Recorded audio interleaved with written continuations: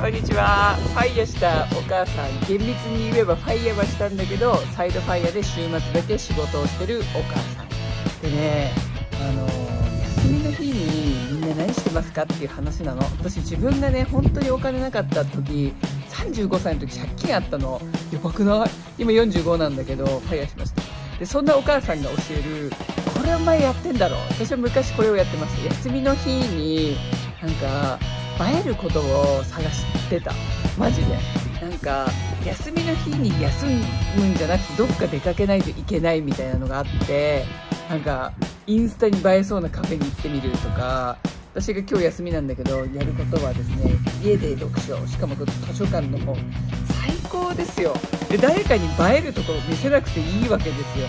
そう誰かに見栄を張るっていうのなくなってからお金の使い方が良くなってファイヤーしましたっていう話です。考えてみてね。